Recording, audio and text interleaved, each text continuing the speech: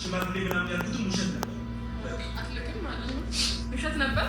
ተረጋጋ። ውሸት ነበር ነገርሻል። ለምን እንደዚህ ነው? እንደዛ አትበል እንግዲህ እንደዛ አትበል። ይበቃሃል። እሺ በስሜት አትጫወት። በስሜት አትጫወት። ይበቃሃል። እግዚአብሔር ንቀት ይበቃሽ። እሺ ወይም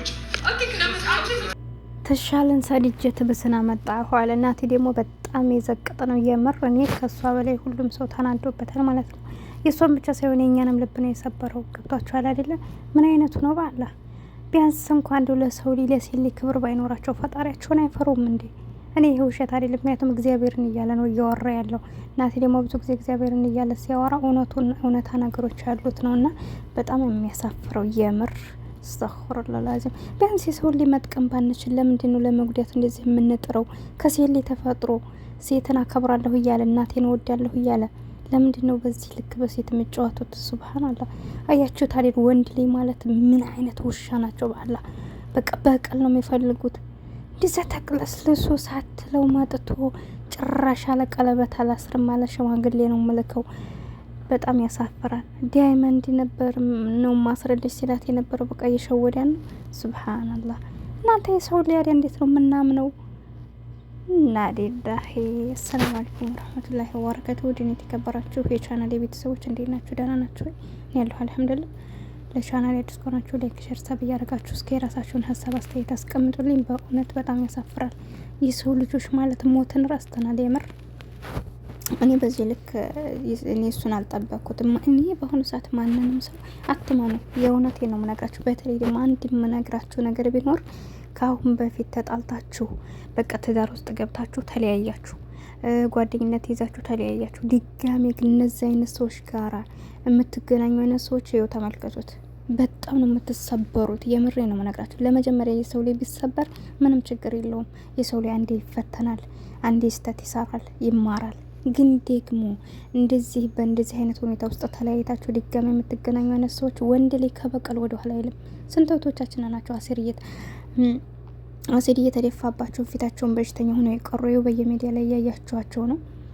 ስንቶች ናቸው ተበላሽተው እየቀሩ ያሉት? እና የኛ ህዝብ በጣም ከባድ ነው። እንድትጠነቀቁ ይገባችኋል። አንዴ ከተለያያችሁ ተለያያችሁ፣ አትልፈስፈሱ። በቃ የሚወጣ እንጀራ ከምጣዱ ያስታውቃል። በቃ ሰው ቢያስመስል አትመኑ። እነዚህ ሰዎች ድራማ እንኳ ቢሆን የሰሩት ማለት ነው፣ ግን ለኛ በጣም ትልቅ ትምህርት ነው። እውነታም ስላለው እንደዚህ አይነት ነገሮች ማለት ነው። በጣም አስመሳይ ናቸው። ሱብሃንአላህ። እኔ ደግሞ ከምንም በላይ ሴቶቹ ናቸው የሚገርሙ። ሴት በቃ የሆነ እሷን ሊበቀላት እየሆኑ ያወቁ ወይም ደግሞ ካላስ በእሷ ሲጫወትበት እየየ ከሱ ጋር የሚላተሙ አይነት ሴቶች በጣም ያሳፍሩኛል። ምክንያቱም ነግበኔ ነው ይሄ ልጅ አሁን እሷም ጋር ቢጣላ መልሶ እሷን እንደሚበቀላት ምንም ጥርጥር የለንም። እና በጣም ያሳዝናል የምር። እውነት ፈጣሪያችሁን ፍሩ። ሞት አለብኝ ብላችሁ አስቡ። ይችን ቃላት እየተናገረ እያለ እዛ ላይ ቢሞት አሁን አስባችሁታል? ሰውን ለመበቀል እኮ አይደለም ትልቅነት ማለት።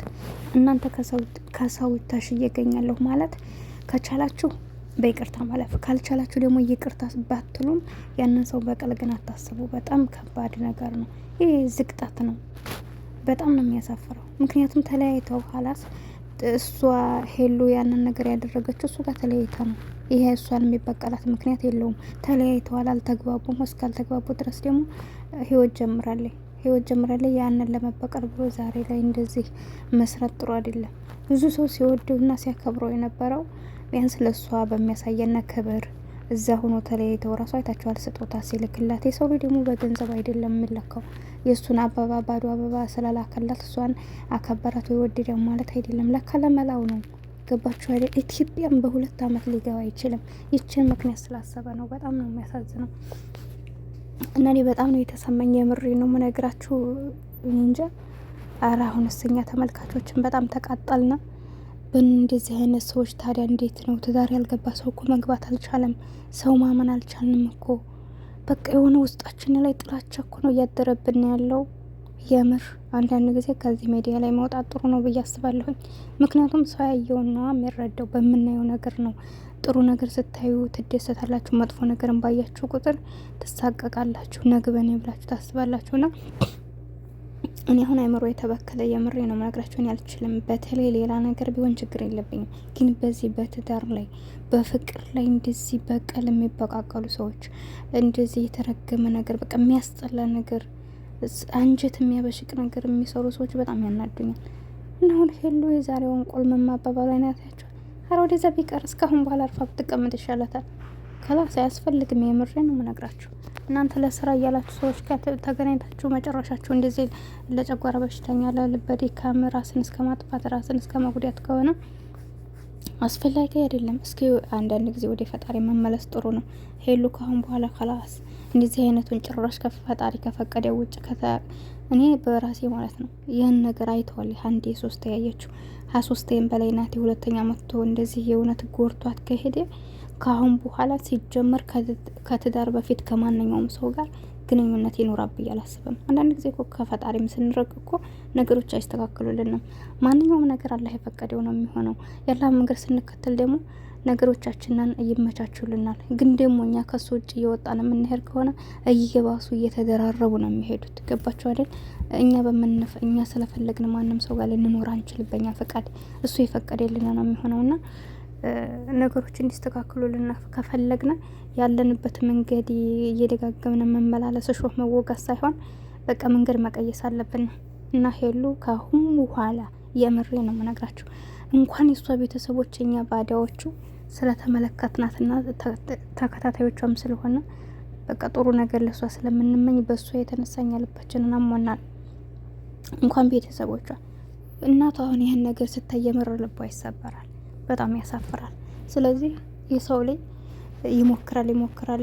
እሷ እንግዲህ አትሞክሩ አይደለም አንዴ ተስፋ ቆረጡ አይደለም። እሷ ግን ደጋገመኝ። ካሁን በኋላ ግን እኔ ማንንም ትመን አልልም። ትረጋጋ፣ ወደ ራሷ ትመለስ።